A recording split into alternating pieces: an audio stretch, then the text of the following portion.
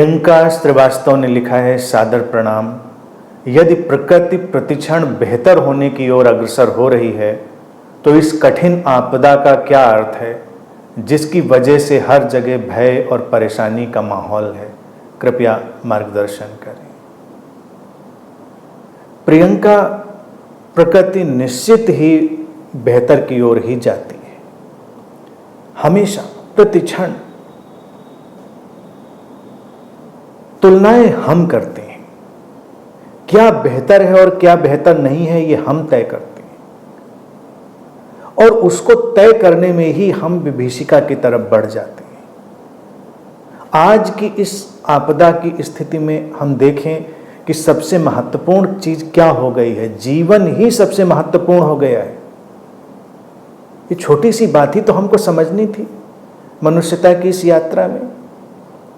हमने तय किया था प्रकृति में, प्रकृति के सारे संसाधनों को दोहन करते हुए, उनको रौंदते हुए कि ये महत्वपूर्ण है। वो महत्वपूर्ण नहीं है। जीवन सर्वाधिक महत्वपूर्ण होकर हमारे सामने आज खड़ा है। हर जगह भय और परेशानी का माहौल है। सोचने की बात है, क्या हम इससे निजात नहीं पा सकते? क्या इससे मुक्ति नहीं पा सकते? बेशक पा सकते हैं, लेकिन हमने पूरे जीवन क्या इस भय को सींचा नहीं है? इसके बीजों को बोया नहीं है? आपदाएं केवल हमारी छुपी हुई चीजों को उभारती हैं। जिसने जैसा जीवन जिया होता है, कोई भी आपदा उसको उभारती। इसीलिए आपदाएं एक अर्थ में वरदान भी होती है। आपदा में ही, संकट में ही, विपत्ति में ही व्यक्ति की मूलभूत संभावना प्रकट होती है और उसको पहचानने का अवसर मिलता है कि उसके अंदर सचमुच में क्या है। अच्छे वक्त में तो हर कोई संत है, हर कोई महान है, जिसको कहते हैं ना फेयर वेदर स्पिरिचुअलिटी, या फेयर वेदर सारा जो लाइफ स्टाइल है, वो अच्छे मौसम की जीवन शैली। हर कोई संत है, हर कोई ज्ञानी है, हर कोई प्रवचन दे रहा है। लेकिन जब संकट आता है, आपदा आती है, तभी पता चलता है कि हमारे भीतर सचमुच में क्या है और हमने किन चीजों के बीज बोए हैं, हमारी जमीन कैसी है। आज देखें परिस्थिति कैसी है, बड़ी रोचक सी है, उसको देखें तो बात समझ में आए। कल ही मैं इस पर सोच रहा था, एक निकट के मित्र से मैंने कहा भी, हमने कहा देखिए ये जो वायरस आया कोरोना, तो मैंने तो उसको प्यार से नाम भी कोरू दे दिया। कोरू, जैसे आप अपने पेट का नाम देते हैं। लड़ाई नहीं, वो राक्षस थोड़ी है। मैंने कहा कि देखिए दो स्थितियां चल रही हैं कि इंसान अपने को बचाने में लगा है जीने के लिए, और कोरू अपने को बचाने में लगा है। दोनों डरे हुए। अब हमको ये तो पता नहीं, इतना इतना सूक्ष्म जो वायरस है उसके अंदर भी कुछ चलता होगा। अगर उसको इतनी समझ है कि अडॉप्ट कैसे करें, म्यूटेट कैसे करें, सरवाइव कैसे करें, तो इतना तो मान लेना पड़ेगा ना कि कोई एक मैकेनिज्म इंटेलिजेंस का है उसके पास। तो माइंड भी है, सोचने की बात भी है। माइंड है तो ये फंडामेंटली इमोशंस सारे आएंगे, शांति के, भय के, व्यवस्थित होने के और अव्यवस्थित होने के। सारे इमोशन फंडामेंटल हैं। इसके लिए बहुत हमको ज्ञान नहीं चाहिए, ये बिल्कुल मूलभूत है। जब जीवन बचना चाहता है, भय से ग्रस्त होकर तमाम तरह की क्रियाएं प्रतिक्रियाएं करता है। आपदा से मुक्ति निश्चित होगी, जल्दी ही होगी। और मैं समझता हूं अगर इससे मनुष्य ने जीवन का सम्मान करना सीखा तो आगे ऐसी आपदाएं शायद कम आए या और सुधरे हुए रूप में आए। और इस वायरस से भी थोड़ा सा कंपैशनेट व्यवहार करें, डरे नहीं। वो भी बेचारा जीने की कोशिश कर रहा है।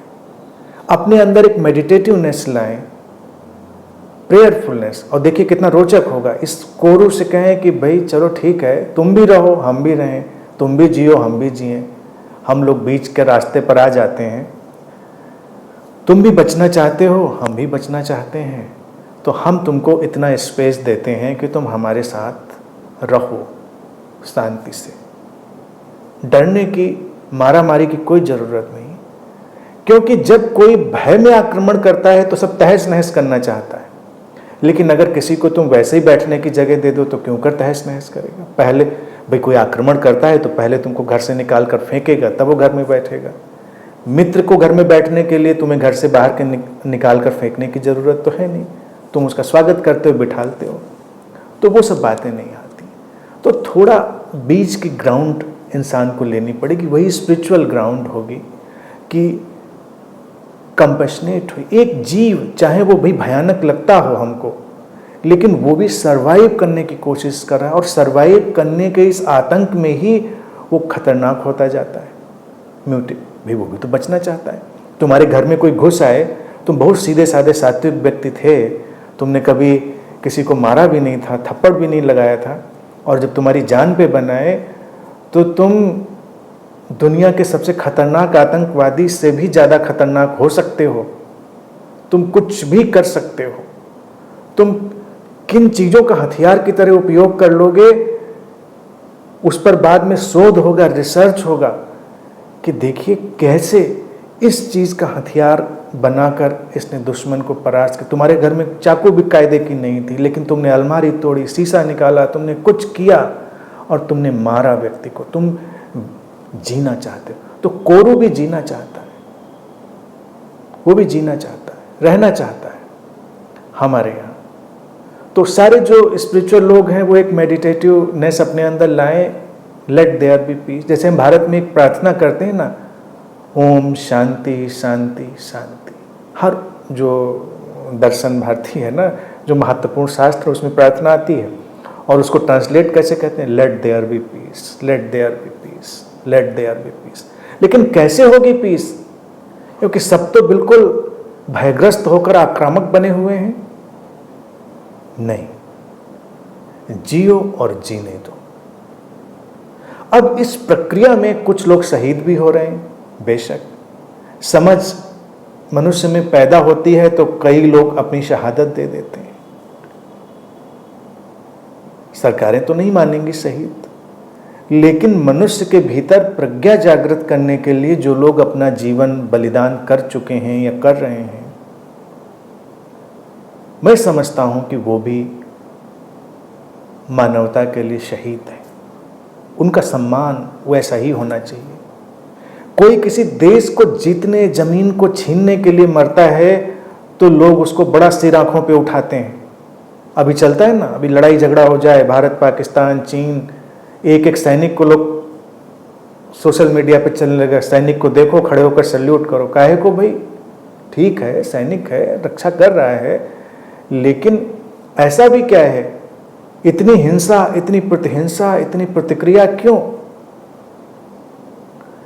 मनुष्य के इतिहास में कभी कभी ऐसे चक्र आते हैं जब कोई समझ, कोई प्रज्ञा जागृत होने के लिए तमाम लोग अपना जीवन बलिदान दे देते हैं, उसकी आहुति दे देते हैं। तो इस आपदा में जिन लोगों के प्राणों की आहुति हो रही है, हुई है, वो सच्चे शहीद हैं मनुष्यता के।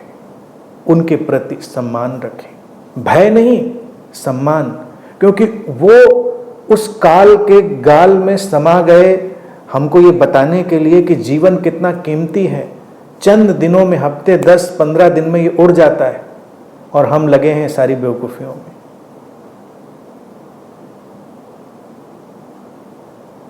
सारा इंतजाम तामझाम सब रखा है, और इसीलिए देखिए इसका साइकिल भी कितना मजेदार है। बस 9-10 दिन जाना है किसी को तो बस 14-15 दिन में द एंड।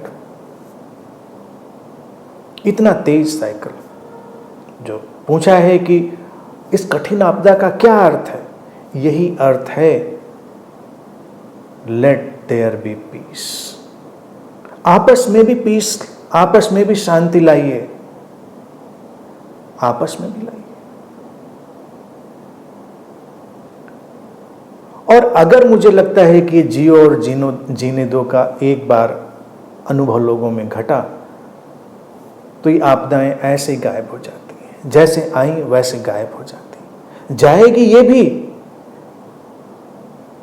1.5-2 महीने 3 महीने में जाएगी, डाउन होगी, चली जाएगी। लेकिन अगर हम नहीं समझे, हमने इस शांति को अपने अंदर नहीं उतारा, ये सहजीवन की इंटरडिपेंडेंट, इंटरकनेक्टेड, एक दूसरे पर निर्भर, एक दूसरे पर संबंधित जीवन को हमने सचेतन होकर नहीं जाना और उसका सम्मान नहीं किया, तो फिर आने वाले वक्त में कोई काल चक्र घूमेगा और इससे भी कुछ भयानक आएगा।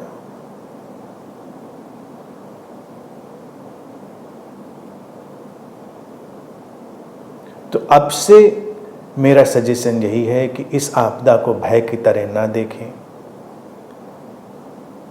जब कहीं पता चले कोई वायरस है तो अपने स्प्रे लेके बस मारने में न जुट जाए, कोई मार डालना है, साफ कर डालना है, ख़त्म कर देना है उसको। सोचो अगर उसके अंदर जरा सा भी माइंड होगा तो तुम तो दुश्मन बन गए उसके लिए। तुम ये कह सकते हो कि ठीक है, एहतियात बताए गए हैं, हम उनको करेंगे, हाथ धुलना बताया गया है तो करेंगे, लेकिन भाई कोरू, हमारी तुमसे कोई दुश्मनी नहीं है, ये नॉर्म है।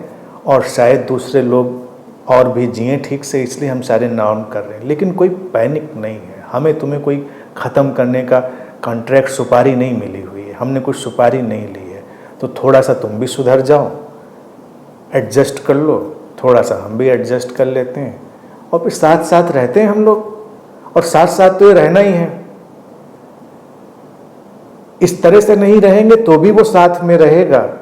वो आ गया है, जाएगा कहाँ? वो जाने के लिए नहीं आया है, वो आ गया है तो रहेगा। तो रहें तो सब प्यार से रहें। हमारे आसपास भी देखिए कई मित्र हैं अनंत में, वो भी शिकार हुए हैं इस बीमारी के, उससे बाहर भी निकले हैं, स्वस्थ भी हुए हैं। तमाम लोग उनके बीच में जाते हुए भी शिकार नहीं हुए हैं। जो भी निकले हैं गंभीर होकर भी निकले हैं, लेकिन वो निकले इसी समझ और प्रज्ञा से ही हैं कि जब उन्होंने अपने भीतर की शांति को साध लिया, स्वीकार में उतर गए, जीवन के सम्मान से भर गए, तो इन भाई साहब ने, कोरू ने अपना रास्ता बदल लिया। कभी कभी चमत्कारिक ढंग से वो रास्ता बदल लेता है। अस्तित्व में मिरेकल होते हैं, ये ना सोचे कि मिरेकल नहीं होते हैं, लेकिन हम उस यूनिवर्सल माइंड में जाते कहाँ हैं? एक इंटरकनेक्टेड यूनिवर्सल माइंड है, तो उसमें जाइए तो तमाम चीज़ें अपने रास्ते बदल लेती हैं। तो ये छोटे से वायरस का क्या, ये भी बेचारा बदल लेगा। और अपनी प्रार्थना बस इतनी ही छोटी सी रखें, शांति शांति शांति, let there be peace, let there be peace, let there be peace. इससे ज़्यादा कुछ चाहिए नहीं। जीवन पर्याप्त है। ये चंद लम्हों की ज़िंदगी अमूल्य है, बस उसका सम्मान करें। सब आपदाएं जाएंगी।